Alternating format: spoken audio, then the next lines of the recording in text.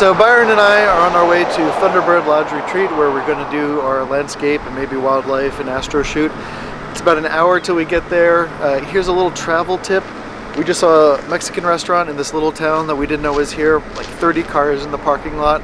We're stopping, not hungry yet, we've been eating snacks in the car, but if we don't stop here, what's going to happen is we're going to get like an hour down the road and everything will be closed. So big travel tip, if you pass through a town and there's 30 cars outside of a restaurant on a weekday evening, stop and have dinner there. It's going to be a good place, and otherwise you're going to find yourself at a 7-Eleven eating like a Slurpee and a bag of potato chips, and that is not a good way to start a photo shoot.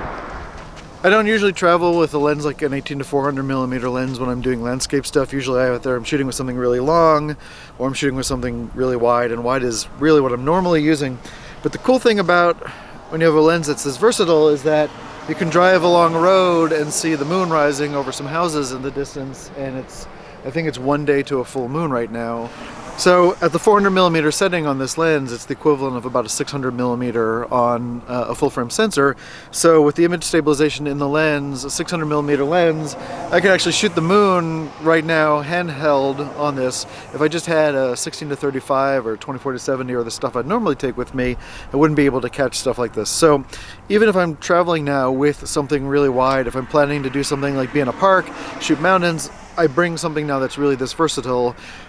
If something like this pops up, I can always capture it. It's not very heavy, I keep it in my bag. So here's a tip, always keep something to do focal lengths you don't think you're going to shoot, because you never know when something like this is going to pop up. Okay, so what we're doing is we're going to go down here till we get to Vermiculite Mine Road. Okay. Probably keep going down Lower Covington Flat Road, come back around. There's Eureka Peak here, which is what I really want to get to. Okay. The only thing that worries me is that the car we saw this morning was a truck. Yep. So we'll see if we can do this without a four-wheel drive. All right, let's go. So we got up this morning at Thunderbird Lodge Retreat, which is the place we're staying. It butts up right into Joshua Tree National Park. It's one of the reasons we picked the lodge, is because it's right by one of the smaller entrances, by the west entrance. We picked a smaller entrance because I like to hike and to shoot where there aren't a lot of people. I don't like to get the same shots as other people. Even though today's our scouting day, we're trying to find a good spot for a sunrise and a sunset shoot. It's still an important day. Sometimes the scouting shoots end up being where you end up shooting and where your good shots come from. You don't know what you're going to see. We are right now up on what's called Eureka Point, and Eureka Point is this beautiful vista overlooking both the interior of Joshua Tree over there, residential areas over there. We can see probably a few hundred miles right now. I'm looking for a nice vantage point in order to set up a shot around sunset. I have on my phone an app called the Photographer's Ephemera. It's one of a couple different apps that lets you track where the sun and the moon are going to be at any time during the day, any day of the year. It's got AR now, so I can actually superimpose the sun over the image coming off the camera. I know it's right about there where sunset's going to be today, but we're going to figure out exactly where it's going to be, try to find an angle that we can get either today or tomorrow a really nice sunset shot. It's 1 o'clock right now. The sun is really in a bad position for landscape photography. This is when a lot of people go out during the day. You'll go out for a hike in the middle of the day. The lighting is really very poor during the middle of the day. The sun is directly overhead. There are a couple good things though that you can do with midday light, especially when you're out somewhere like the desert that we are right now. Because the midday light is so strong, it's really going to illuminate things and it's going to backlight things. And so it's a really great place to get something like a Joshua tree or a cactus with backlighting, making all the petals glow. You can use the brightness of the sun to your advantage there, create a little bit of lens flare. Of course, modern lenses don't really have any flare these days. The coatings on the outside really keep them from having flaring and ghosting for the most part. So if you want to do a flare effect, I like to overexpose a corner and then go into Photoshop and use the lens flare tool. That gives a nice vintage look to the lens, like you're shooting with an old piece of glass that didn't have today's modern coatings on it.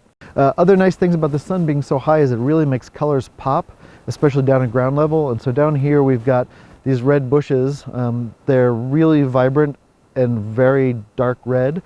At night, they're harder to see. They sort of blend in with the ground. But right now, with the sun really high overhead, they're nice. So this is a good opportunity to do something like take a lens that's got a really wide aperture, get down and get some close details with subject blur. Or if you take a look at the Joshua tree that's right behind me, the sun, as it kicks out, is really lighting this up, and there's nothing behind it except valley. So I'm going to shoot this with a really wide open aperture, and I'm going to try and take advantage of the sunlight lighting up the side of the tree. So this isn't a macro lens, but the nice thing is I've got it at like 300 millimeters right now. And I'm probably, what, 1.5 feet away from this little, I don't even know what this is, this little tumbleweed baby. Oh, this is where tumbleweeds come from. This is a baby tumbleweed. They grow up into the big ones. But since I've got a 300 millimeter lens, I can actually just sit here and use this like a macro and take pictures of all these little details around the floor of the desert, like this rock over here. The way that the weather has just slowly eroded this, and there's lichen on it at the same time. It's these little details that I think are just so fascinating about an ecosystem like the Mojave Desert. A really good thing to keep in mind is you just want to be patient, right? If you just sit somewhere for a while, you can watch as the shadows move. You can see where the sun's going to go. Things come out, you'll see wildlife. You'll look over a ridgeline, you'll see Joshua trees just popping up that you want to take a shot of, but the light's not quite right. It's all about patience out here. The planet moves a lot more slowly than we normally move, so it's a really good idea to just slow down, take a look at where you're going to go, and figure out your shot before it happens, and then get in the right place to do it.